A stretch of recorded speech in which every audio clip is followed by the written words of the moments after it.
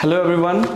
Today I am present in front of you with a new burning issue that is Gen Z protest in Nepal. आप लोग लगातार news में देख रहे हैं कि किस तरीके से नेपाल में जेनजी प्रोटेस्ट चल रहा है। जेनजी टर्म उस एज ग्रुप को कहा जाता है जो 1997 से लेके 2012 के बीच में पैदा हुए लोग हैं, जो मोस्टली आज के वक्त में 28 साल से कम की उम्र के हैं।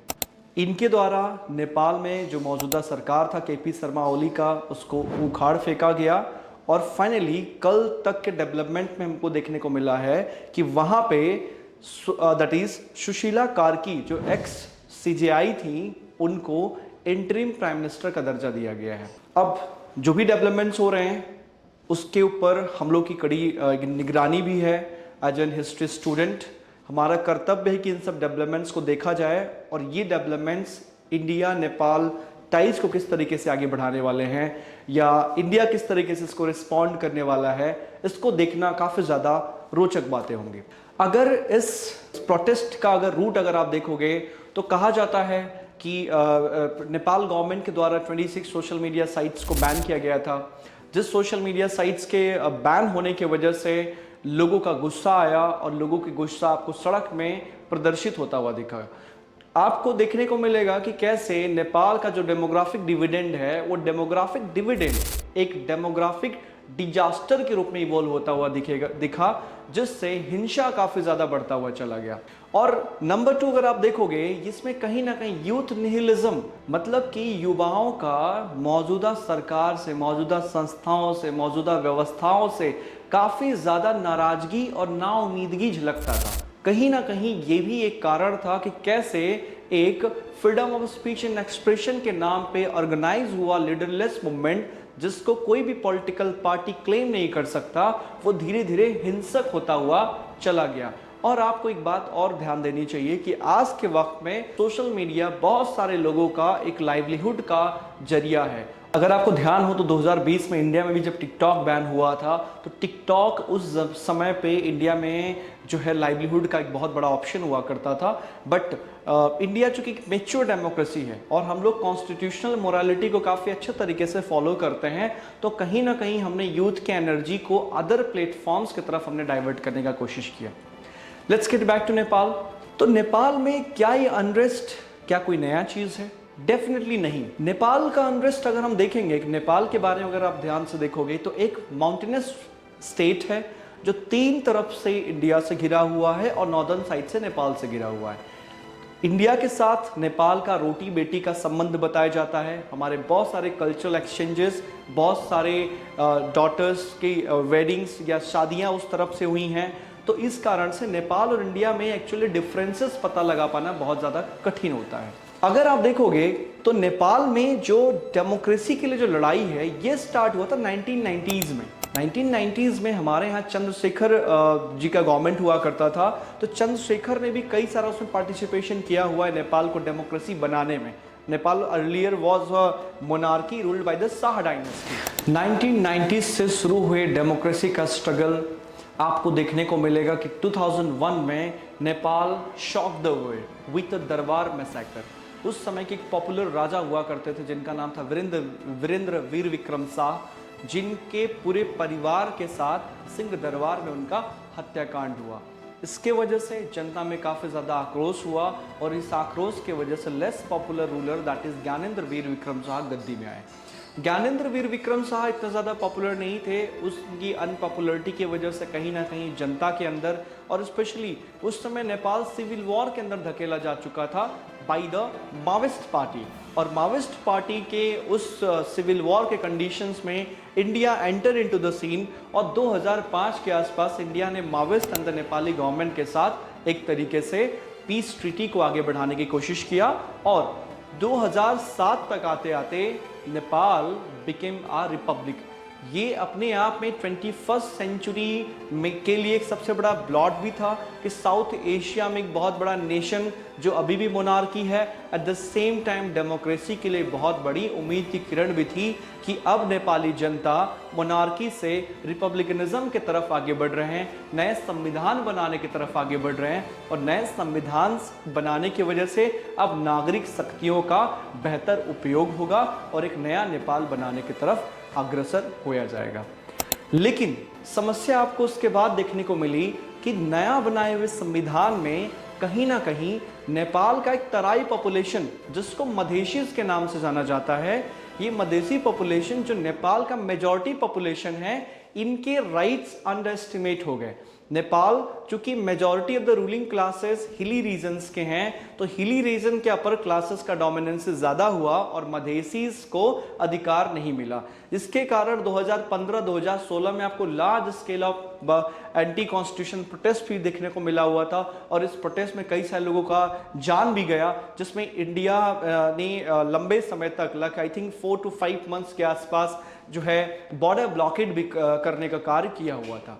तो आपको इन सारी चीजों के दौरान ये चीज दिखेगा कि आपने मोनार्की से रिपब्लिकन गवर्नमेंट की तरफ तो आप गए, गणतंत्र तो आप बने, आपने बोला कि भाई हमरो देश गणतंत्र भयो, लेकिन आप उस गणतंत्र का बेनिफिट नहीं उठा पाए। इसके पीछे का एक सबसे बड़ा मेजर रीजन है, क्या डेमोक्रेसी बनने के लिए किसी प्रकार के क्वालिफिकेशंस की रिक्वायरमेंट होती है? क्या डेमोक्रेसी के लिए आपके पास एक इनलाइटेंड सिटीजनरी की जरूरत होती है? कहीं ना कहीं ये सवाल उठ के आता है। अगर भारत के मामले में देखें तो 1947 में जब हम आजाद हुए थे तो हमारे ऊपर भी ये सवाल कहीं ना कहीं इकट्ठा हो रहा था, क्वेश्चन मार्क खड़ा हो रहा था। विदेशी मीडियाज हमारे ऊपर सवालिया निशान खड़ा कर रही थी कि भारत का भी प्रजातंत्र ज्यादा दिन तक नहीं चलेगा। ब्रिटिश प्राइम मिनिस्टर क्लेमेंट एटली ने तो उस बारे में एक बड़ा दावा भी करके रखा था, लेकिन हमारी नींव बहुत मजबूत थी। हमने अपने फ्रीडम स्ट्रगल में इंस्टीट्यूशंस के ग्रोथ को विशेष ध्यान दिया था कि आपकी संस्थाएं कैसे बनती हैं। हमारी एक डेमोक्रेटिक ट्रेनिंग हुई थी और उस डेमोक्रेटिक ट्रेनिंग के रास्ते में हमने कॉन्स्टिट्यूशन, संविधान का महत्व समझा हुआ था और उस संवैधानिक व्यवस्था को लागू करने के लिए 1947 के बाद हम काफी ज्यादा अग्रसर थे। तो with political maturity, political intellectuality, constitutional morality, हम इस क्रम में काफी ज्यादा आगे बढ़ते गए और आज 75 साल की जर्नी में हम लोग एक दुनिया के मैच्योर डेमोक्रेसी के रूप में जाने जाते हैं। लेकिन इसी के उलट नेपाल में कहीं ना कहीं काफी ज्यादा समस्याएं आपको आती हुई दिखेंगी, क्योंकि 2008 से लेके आज मौजूदा 2025 तक 13 के लगभग सरकारें वहां पे बदली हुई हैं और इन 13 सरकारों में 3 के लगभग पॉलिटिकल पार्टी, चाहे वो नेपाली कांग्रेस हो, चाहे वो नेकपा एमाले हो या फिर चाहे वो आपका माओ पार्टी हो, इन तीनों पार्टीज के ही लिमिटेड लीडर्स, चाहे वो शेरबहादुर देउवा, माधव नेपाल, केपी शर्मा ओली, झलनाथ खनाल या फिर प्रचंड, घुमा के यही लीडर्स नेता बनते रहे हैं और इन लीडर्स ने कहीं ना कहीं नेपाल में ना ये ब्रेन ड्रेन को रोकने में सफल रहे, ना इन्होंने नेपाल में एजुकेशन और हेल्थ सिस्टम को मजबूत बनाया, ना इन्होंने उन संस्थाएं जो संस्थाओं डेमोक्रेसी के लिए जाने जाते हैं उनको मजबूत बनाने में कोई खास ध्यान नहीं दिया। और इसी के वजह से आज के जेनजी जनरेशन, जिसको आप जनरेशन जी बोलते हैं, ये जनरेशन ने सोशल मीडिया का इस्तेमाल करते हुए अपने एंगर को वेंट आउट किया और उस एंगर को वेंट आउट करने में आपको देखने को मिलेगा कि school children, the children like Sudhan Guru, जैसे आपको एक नेता दिखेंगे जो काठमांडू के मेयर है, दैट इज बलिंद्र शाह, जो अपने आप में एक रैपर हैं और ये भी जेनजी जनरेशन्स के ही लोग हैं। आपको देखने को मिलेगा कि कैसे इनका एंगर जो है सॉन्ग्स में और धीरे धीरे रिफ्लेक्ट होने लगेगा। तो कहीं ना कहीं मल्टीपल फैक्टर्स हैं नेपाल के पीछे कि नेपाल की स्थिति आज के वक्त में ऐसी क्यों है। अगर हम एक और चीज़ देखेंगे कि ठीक है व्यवस्थाएं सुधर रही हैं, चूँकि मैं खुद भी नेपाल से जुड़ा हुआ हूँ, मैं नेपाल की सारी गतिविधियों के ऊपर लास्ट 20 ईयर्स से मेरी नज़र रही हुई है, as I had studied in Nepali institutions, तो मुझे ये सब बातें काफ़ी ज़्यादा पिंच करती हैं कि आज के इतने लंबी जर्नी के बावजूद भी नेपाल में हम काफ़ी सारी प्रॉब्लम्स को फिक्स नहीं कर पा रहे हैं। और इसमें भी सबसे ज़्यादा उलझन वाली बातें तो ये हैं कि अभी जब मामला सेटल होता हुआ जैसा दिख रहा था, इस दौरान जेनजीज के द्वारा कुछ नए डिमांड्स भी रखे गए। जैसे नंबर 1 अबाउट कि नेपाल को भी हिंदू राष्ट्र घोषित किया जाए। ये कहीं ना कहीं बहुत विवादास्पद और थोड़ा सा रिग्रेसिव है कि आप एक हिंदू राष्ट्र पहले हुआ करते थे, 2008 के बाद आप धीरे धीरे आप जो है that is a secular state बने, और फिर सेकुलर से वापस जाना कहीं ना कहीं ये मॉडर्न आइडियल्स को जो है नेगेटिव वे में शो करता है। कहीं ना कहीं डिजिटल जो रिवेलियन हुआ, ये जो डिजिटल रिवॉल्यूशन जिसको पूरी दुनिया का विशेष नज़र इसके ऊपर बना हुआ है, कहीं ना कहीं इसके ऊपर सवालिया निशान भी खड़ा करता है। दूसरा सबसे बड़ा मुद्दा आपको यहाँ पे दिखेगा कि कहीं ना कहीं जेनजीज के द्वारा भी इंस्टीट्यूशंस को लेके बहुत ज़्यादा सीरियसनेस नहीं दिख रही है। उनके अंदर यूथफुल एग्रेशन तो है, लेकिन वो मैच्योरिटी कहीं ना कहीं कम दिख रही है, क्योंकि इनके अंदर भी जो लीडर्स हैं, उन लीडर्स को लेके अलग अलग प्रकार के जो है डिवीजन्स हैं। तो ये डिवीजन्स कहीं ना कहीं आपको दिखाता है कि कहीं नेपाल भी हमारे लिए एक प्रॉपर अनस्टेबल एरियाज न बनता चला जाए,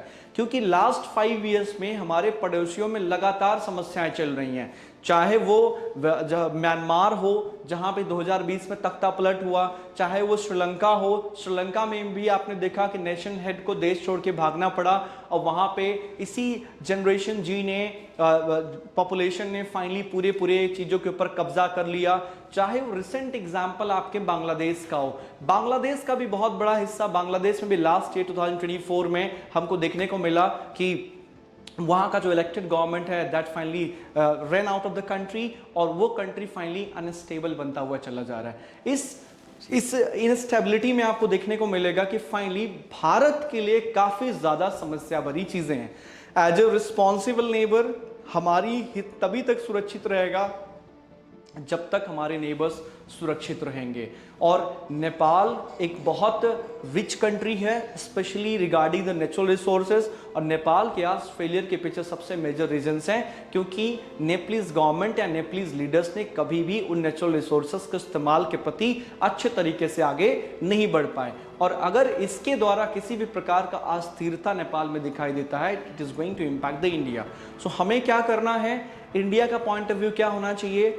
number 1, India never medals into anyone's internal matter. India किसी के आंतरिक मुद्दों में इंटरफेयर नहीं करता है, ये हमारा प्रेसिडेंस रहा हुआ है। We are not United States. So अगर इंडिया को नेपाल के लीडर्स, नेपाल का नया गवर्नमेंट, नेपाल की नई पॉलिटिकल पावर अगर इनवाइट करती है तो we can get into it, और हम उनको लॉजिस्टिकल या फिर अदर एड रिलेटेड चीज़ें हम उनको प्रोवाइड करवा सकते हैं। नंबर 2, अगर हम इसके बारे में देखेंगे तो अगर चाइना की एंट्री होती है, अगर नेपाल में चाइना की एंट्री होती है और उस चाइना के एंट्री के साथ साथ यूएसए की अगर एंट्री होती है कि किसी भी प्रकार की चीज़ों के साथ नेपाल के चीज़ों का फ़ायदा उठाते हुए अपने फेवर में ले जाना, तो कहीं ना कहीं इंडिया को भी प्रोएक्टिवली एंटर करना होगा।